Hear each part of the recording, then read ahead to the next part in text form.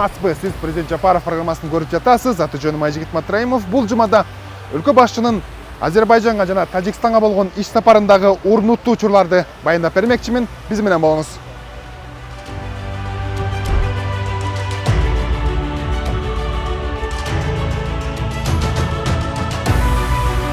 7 октябрь Кыргызстандын ТМУдагы төрагалыгынын жыйынтыгын чыгарган чоң жыйын.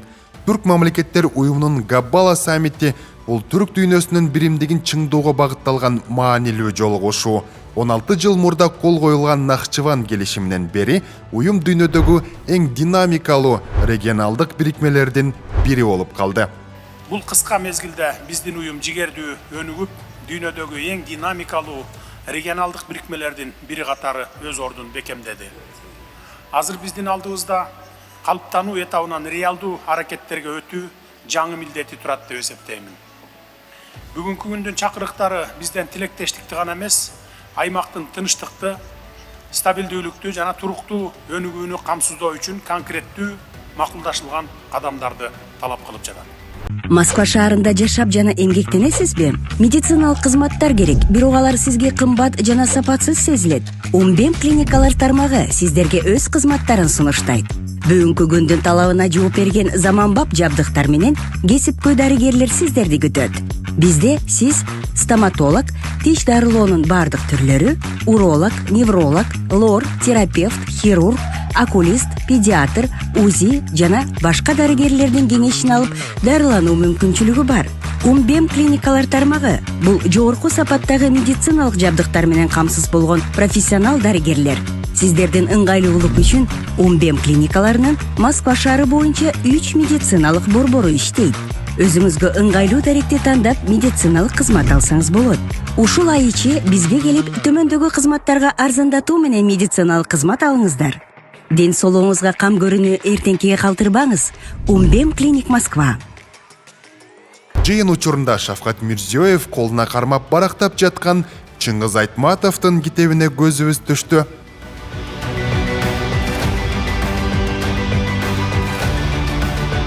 Мамлекет башчыларынын алдында турган Айтматовдун китеби түрк элдеринин орток алфавитинде жазылып, анын басылып чыгышы да кызыгуу жаратты.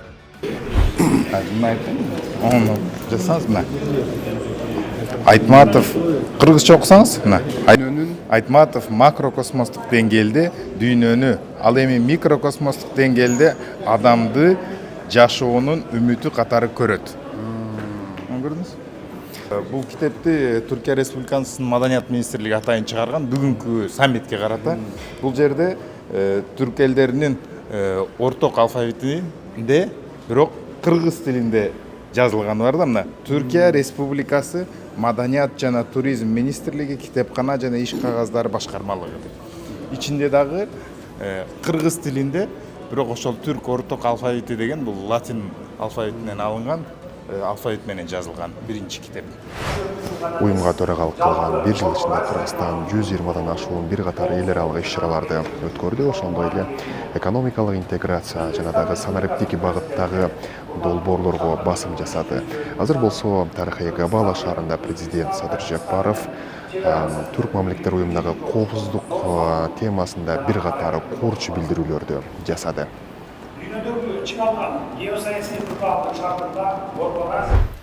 Коопсуздук чөйрөсүндө заманбап чакырыктарга жооп берүү үчүн жамааттык механизмдерди иштеп чыгууга өзгөчө басым жасадык. Ушуга байланыштуу Кыргыз Республикасы коопсуздуктун жаңы чакырыктарына жана коркунучтарына биргелешип аракеттенүү механизми жөнүндө макулдашуунун долбоорун иштеп чыкты. Документ терроризмге, экстремизмге, трансулуттук кылмыштуулукка, кибер коркунучтарга жана башка актуалдуу тобокелдиктерге каршы күрөшүүдө биздин компетенттүү органдардын ортосундагы кызматташтыктын натыйжалуулугун жогорулатууга багытталган. Жыйындын соңу журналисттер Эрдогандын билдирүүсүн түз эле басылмаларга жиберип жатат өңдү.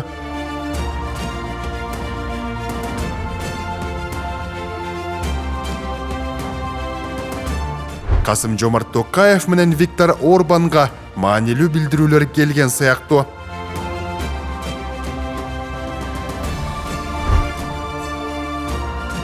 лидерлерди түрк мамлекеттеринин келечеги ойлондурууда. Анткени мамлекет башчылары маанилүү документтерге кол коюшту.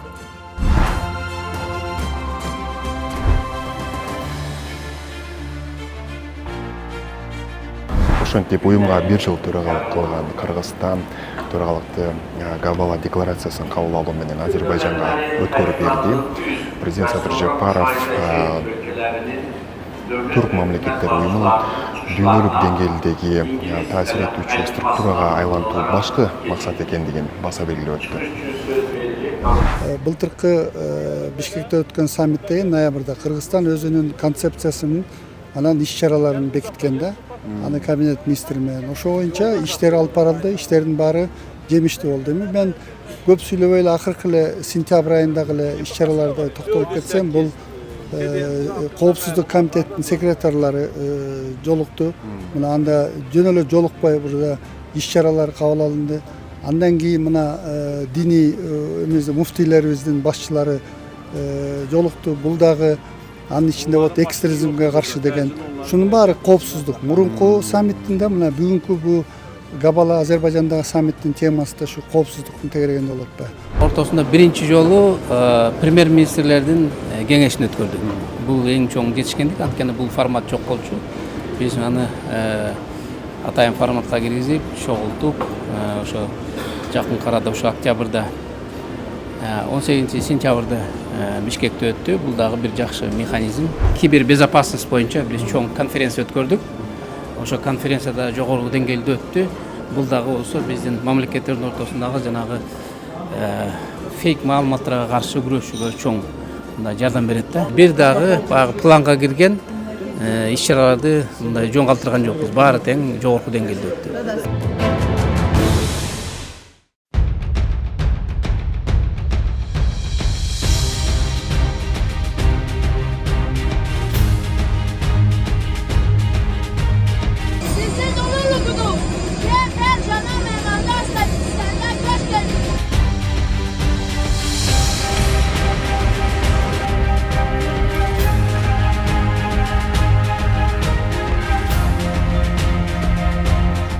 Октябрь президент Садыр Жапаров Тажикстанын президенти Эмомали Рахмондун чакыруусу боюнча Тажикстанга иш сапары менен келди.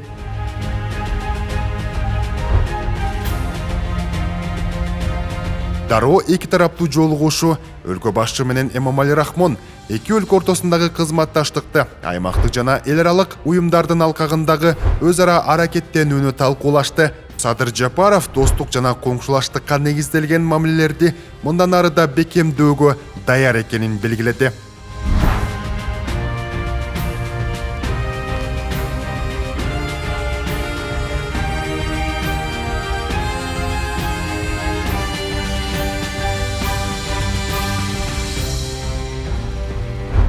Бул күндүн маанилүү иш-чарасы Борбор Азия Россия 2 саммити. Бул иш-чарада аймактагы 5 мамлекеттин жана Россиянын лидерлери чогулуп, коопсуздук, экономика жана гуманитардык кызматташтык боюнча актуалдуу маселелерди талкуулашты. Садыр Жапаров өз сөзүндө бул формат көп тараптуу өнөктөштүктү бекемдөөнүн практикалык куралы экенин белгиледи. Ушул аркамда турган эжекебизге жардам керек экен, колуңуздардан келишинче жардам кылып ушул видеороликти максималдуу түрдө таратып кетиңиздер. Ушу 1,5 жылдан бери ушундай акыбалда жатат экен туугандар. Алланын ыраазычылыгы үчүн колуңуздардан келген жардамды берип кетиңиздер. Эже, бул качандан бери ушинтип башталган негизи? 2022-ден бeri бүтүн какша ооруп, курт жегендей болуп чукуп, жегендей болуп какша ооруйт эле да. Анан 2022-23 вообще болбой калдым да. Азыр эми аксап бас, анан кийин 2024 төрөгөндөн кийин төрөй электе эле баспай калдым да вообще. Нароно, берона, кыскасы болом деп. Операция жолуна жарып, мени алып келдим да. Мындай операция болдум 2024 августта. Быйыл 1 жыл болот да. Эмнени каалайсың ушун? Эми ушу алып боламчы, басып кетишим керекмиш. Балдарым келечегине кандай болот ушуну ойлойм. Аллахым ушул шифа берсин эжеке. шифа берет Кытайым. Аял киши болбосун экен. В условиях текущей международной обстановки наша сегодняшняя встреча является своевременной и очень важной для комплексного обсуждения региональных вопросов. Убежден, что только через доверительный диалог, обмен мнениями и оценками мы найдем пути решения вопросов общей региональной повестки. Президент өз сөзүндө Россиянын борбору Азия өлкөлөрү үчүн негизги соода экономикалык өнөктөш экенин айтып, өлкөлөрдүн ички экономикасы өсүп, биргелешкен инфраструктуралык долбоорлор ишке ашууда, ошондой эле ал транспорт жана логистика тармагындагы кызматташтык, товарлардын ылдам жылышына жана элдердин эркин жүрүшүнө өбөлгө түзөөрүн айтты. Сотрудничество в данной сфере позволит обеспечить повышение скорости перемещения товаров и доступности транспортной инфраструктуры для развития наших экономик. Страны Центральной Азии становятся частью международных транспортных коридоров, открывающих доступ на мировые рынки. Эти усилия полностью согласуются с российскими планами по развитию коридоров север-юг, восток-запад. Садыр Жапаров экологиялык коопсуздук жана маданий гуманитардык байланыштар аймактык өнүгүүнүн маанилүү фактору экенин белгиледи. Кыргызстан уран калдыктарын рекультивациялоо, кайра жаралуучу энергия булактарын өнүктүрүү жана туризм инфраструктурасын кеңейтүү боюнча активдүү иш жүргүзүүдө. Президент белгилегендей, Кыргызстан союздаштары жана өнөктөштөрү менен достук алакаларды бекемдөөгө жана Борбор Азия-Россия форматындагы саясий диалогду улантууга тийиштүү чечкиндүүлүк менен аракеттенет.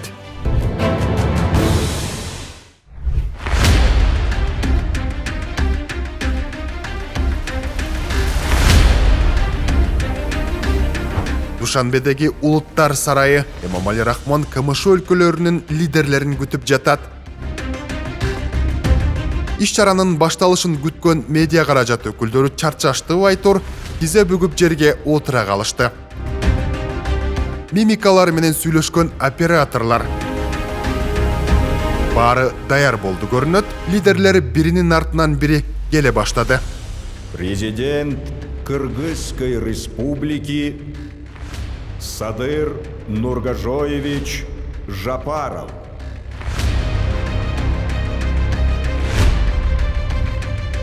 Душанбеде көз карандысыз мамлекеттер шериктештигинин өлкө башчыларынын жыйыны башталууда. Бул жөн гана саммит эмес, глобалдык өзгөрүүлөрдүн фонундагы, дүйнөдө болуп жаткан өзгөрүүлөрдүн фонунда бул постсоветтик мекениктеги өлкөлөрдүн башчылары өз ара ишенимди бекемдөө, экономикалык кызматташтыкты тереңдетүү боюнча маанилүү жыйын экени талашсыз. Душанбе саммити Тажикстан төрагалык кылган мезгилдеги жыйындын жыйынтыктоочу баскычы. Бул жылы Тажикстан бир катар маанилүү документтерди демилгелеп, Бириккен Улуттар уюму менен кызматташтык боюнча резолюция кабыл алууга жетишти. Бул чечим КМШнын эл аралык беделин көтөрүү менен бирге Бириккен Улуттар уюму менен өз ара байланышты тереңдетүүгө жол ачат. В рамках председательства инициирован и принят ряд важных документов, охватывающих широкий круг вопросов нашего взаимодействия. С удовлетворением отмечаю принятую в августе 2025 года Генеральной Ассамблеей ООН резолюцию сотрудничества между ООН и СНГ, инициированную Таджикстаном от лица всех государств, участников нашей организации. Этот документ укрепляет авторитет СНГ и создает благоприятную основу для углубления взаимодействия с ООН.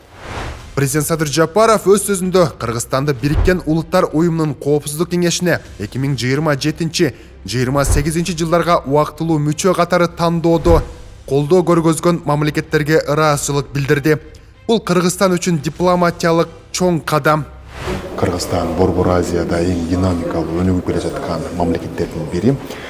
Ички дүң өндүрүмү 11%дан ашканы бул албетте Кыргызстандын өнүгүүнүн жаңа динамикасына, жаңа моделине өткөндүгүн айгинелейт. Өлкө башчысы дал ушул сөзүндө Кыргызстандагы ири экономикалык, гидроэнергетикалык долбоорлору жөнүндө дагы айтып берди.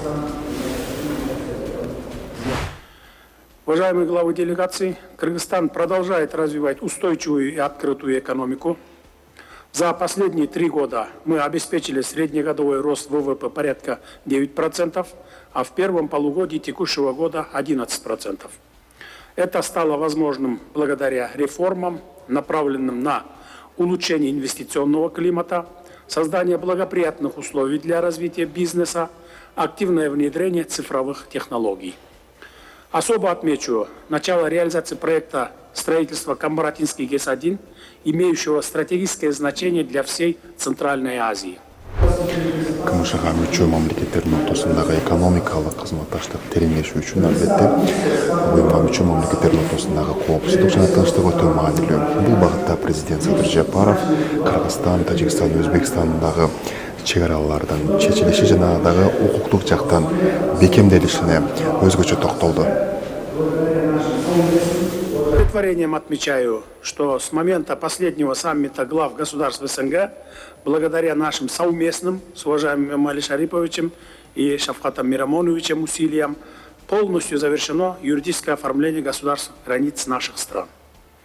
Это историческое достижение было подкреплено подписанием договора о точке стыка государственных границ Кыргызстана, Таджикистана и Узбекистана. Таким образом, сегодня с уверенностью можно констатировать, что в регионе Центральной Азии сформировалась атмосфера взаимного доверия, понимания и добрососедства. Душанбедеги саммит КМШ мейкиндигинде Кыргызстан жаңы горизонтторду багындырып жатканын көрсөттү.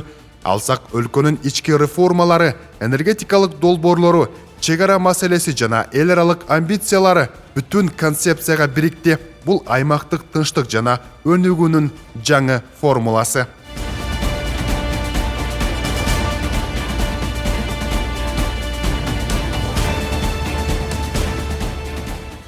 Кечки Душанбе мамлекет башчылары сый тамактан чыгып келе жатышат. Садыр Жапаров боордош элдин өлкө башчылары менен жылуу учурашып, Тажикстанга болгон жумушу сапары жемиштүү аяктады.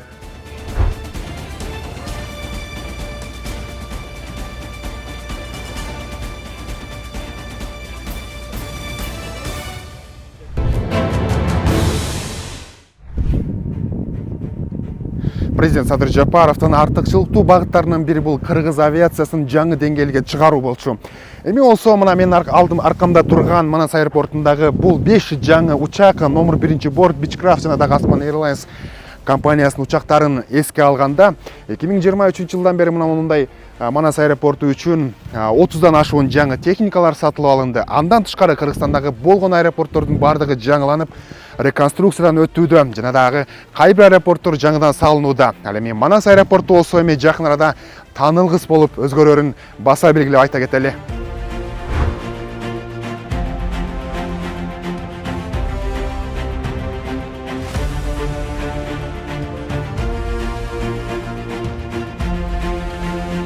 Бул кадрлар өлкө башчы Азербайжандан учуп келип, номер 1 борттун экипажын кесиптик майрамы менен куттуктап жатканы.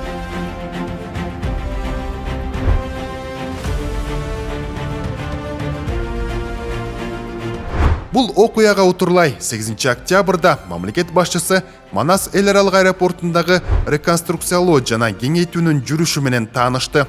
Мына для сравнения мен эскилеринде кыргызып койдум, чтобы көргөнү көрсөтүп контраст кандай биякта. Булар алмашылат. Бүт алмашылат. Азыр постепенно жасап келатчы. 1,5 айдын ичинде полностью бүтүшөт. Срок боюнча булар опережение менен кетип атат 1 ай менен. Өлкөнүн башкы аба майданында учуп конуу тилкеси, рулеждик жолдор, жарык берүүчү жана аэродромдук жабдуулар толугу менен жаңыртылууда. Бул иштер бүткөндөн кийин аэропорт эл аралык жарандык авиация уюмунун 3 категориясына ылайык болот. Демек, Кыргызстандын аба мейкиндиги жаңы сапаттык деңгээлге көтөрүлөт. Бул аэропорт Кыргызстандын эл аралык кадыр баркы өлкөбүздүн жүзү болуп эсептелет. Учак аркылуу Кыргызстанга келген ар бир меймандын өлкөбүз тууралуу алгачкы пикири дал ушул жерден калыптанат. Кыргыз авиациясы мамлекетибизди чөлкөмдүк авиациялык борборго айлантуу максатын ишке ашыруу аркылуу Борбор Азиядагы эң өнүккөн атаандаштыкка жөндөмдүү инновациялык тармактардын бири болоруна ишеничибиз бекем. Акыркы 2 жылда авиация тармагына 8 миллиард сомго жакын инвестиция тартылды. Кыргызстандын эл аралык аэропорттор акционердик коому инфраструктураны жаңылап 3 миллиард сомго заманбап техникаларды сатып алды. Ал эми Osman Airlines компаниясы 3 жаңы бомбардир учагын ишке киргизип, жакын арада дагы 2 заманбап лайнерди алуу пландалып жатат. Биз чынында эле авиация тармагындагы реалдуу өзгөрүүлөрдүн күбөсү болуп жатабыз. Бул өзгөрүүлөр Кыргызстандын авиациясынын жаңы доору десем жаңылышпаймын. Буюрса, биздин аэропорттор дүйнөлүк стандарттарга жооп берген, жүргүнчүлөр үчүн коопсуз жана ыңгайлуу борборлорго айланып бара жатат. Өлкөнүн бардык аймактарында да чоң өзгөрүүлөр жүрүүдө. Ош аэропортунда жаңы терминал курулуп, 3 категорияга жеткирүү иштери башталды. Нарын Талас Каракол аэропорттуру жаңыртылып, жүргүнчүлөр үчүн ыңгайлуу шарттар түзүлдү. Ал эми Жалал-Абад шаарында эл аралык аэропорт салынып жатат. Ал Кытай, Кыргызстан, Өзбекстан темир жолу жана Кашкар аба коридору менен биргеликте өлкөнүн транзиттик мүмкүнчүлүктөрүн кескин кеңейтет. Бул долбоорлор Кыргызстанды Борбор Азиядагы маанилүү инфраструктуралык хабдардын бирине айлантат. Бизде бул борбордук аэропортто масштабный реконструкция жумуштары жүрүп атат. Бекте аэровокзалды кеңейтип атабыз 18 000 чарчы метрге. Андан башка учуп конуу тилкесин, перрондорду ремонт жүрүп атат. Тарыхка кайрылып кетсек, 74 жылдан бери курулгандан бери мындай жумуштар болгон эмес. Урматтуу президент Садыр Кожоевичтин демилгеси менен, колдоосу менен ушулардын баары жасалып атат. Биз анын бардыгын учуп конуу тилкени биз жылдын аягына чейин бүтүрөбүз. 3 категория менен уже туман деген вопрос дагы чечилет. Аэровокзалды болсо эмки жылы биз жай айларынан бүтүрөбүз. Биз эмки жылы жылдын аягына 2 учак келет. Кудай буйрса, ага чейин биз кара тизмеден да чыгып калабыз, кудай буйрса. И ошондо уже биз Европа тарапка учканга мүмкүнчүлүгүбүз пайда болот. Буга чейин кара тизмеге кирген кыргыз авиациясы бүгүн кайрадан аброюн калыбына келтирип, эл аралык деңгээлге чыгууда. Президент белгилегендей, бул кесипкөй авиация кызматкерлеринин эмгеги жана мамлекеттик колдоонун жыйынтыгы. Кыргызстандын асманы ачык, каттамдары коопсуз. Бул жаңы доордун белгиси.